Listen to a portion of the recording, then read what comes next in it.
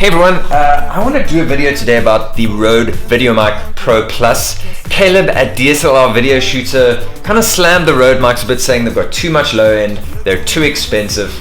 And it also got me thinking, I don't use like almost any of the features on this very elaborate microphone. So let's get into it. Okay, so as luck would have it, I'm busy recording on my camera with the Rode mic, the Rode Mic Go, which Caleb slammed and said no one should ever buy.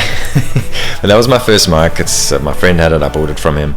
And one of the things that I didn't like about the Rode Go was that it drained the battery on my Canon camera. The Canon camera's battery lasts forever, so imagine using it on my mirrorless, which battery life is horrific. So I needed something that was going to switch on and off automatically, and they brought that feature into the VideoMic Pro Plus. The Pro didn't have that feature, so that was a big thing. Also, the Pro didn't have a detachable cable. That's also a huge thing for me as an audio person.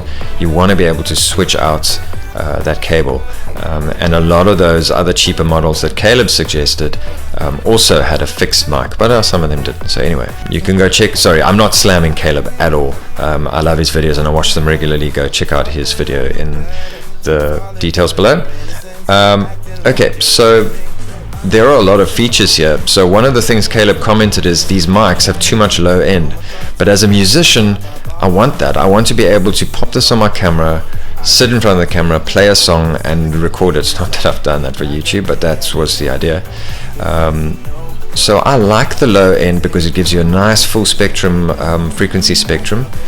But if you're recording voice most of the time, that's not important to you, and actually is a problem, because now with this Rode mic that I'm using now, the Go, I'm picking up a lot of road noise, and on this mic I haven't been using this next feature, and I've been getting a lot of road noise. My office is right on a busy road, and this is a low cut feature or a high pass filter.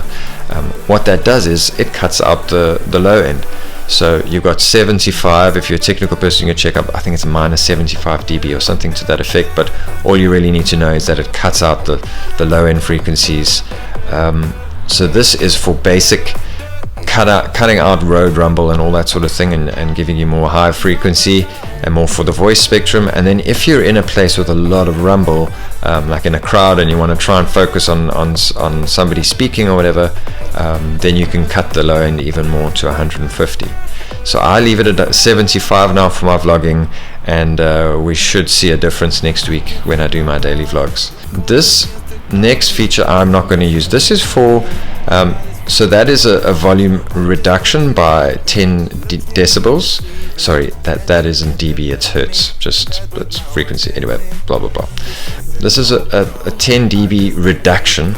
So if you find that your preamp on your mic is very loud, or you're recording a very loud noise, reduce it by 10 dB. The 20 plus, that I wish I had for my Canon, because my Canon DSLR has got an awful preamp.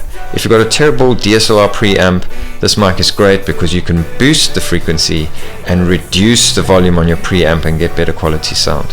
So that's a little technical thing, but very, very useful. If you press the power button and the dB button together, it enables this. What that is it's a safety track. So it uses your stereo, because this mic has got stereo.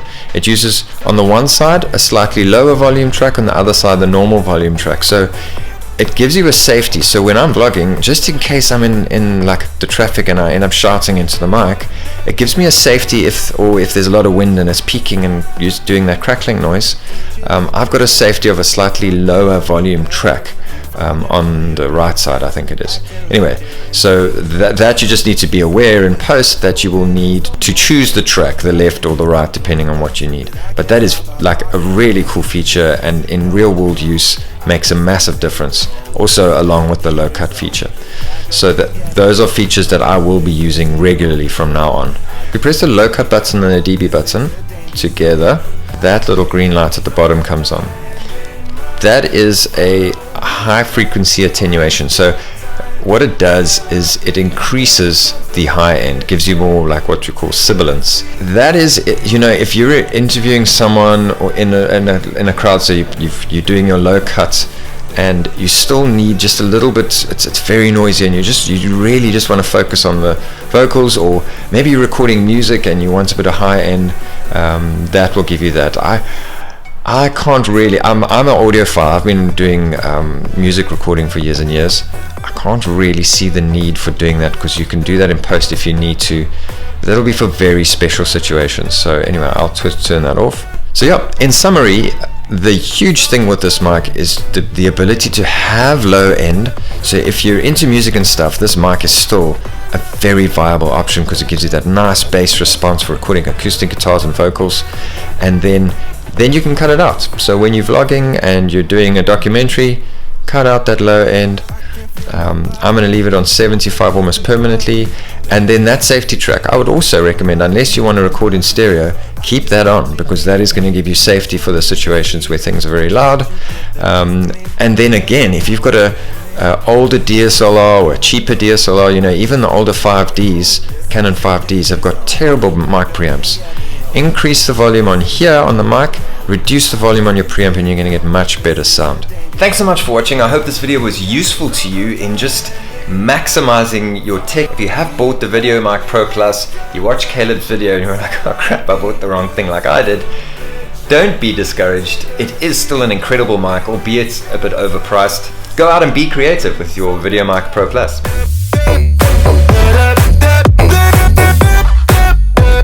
Oh, and one last thing before you go. This is a huge deal.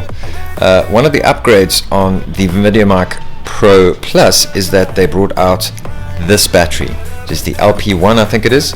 It is a 100-hour battery. I've charged this thing like only a few times. It never runs out of power, but in the rare occasion that you do run out of power, you can fit it with 2 AA batteries, the most common batteries in the world. So keep a couple of AA's in your bag, and you will never run out of power with this mic. That is a huge feature that I left out.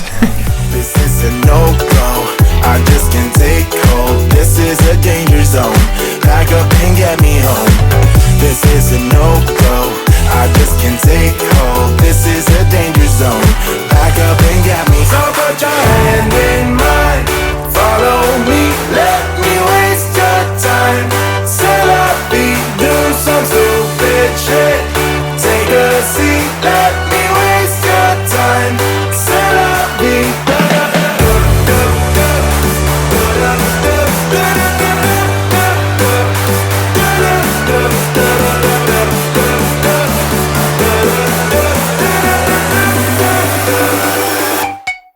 Stop it.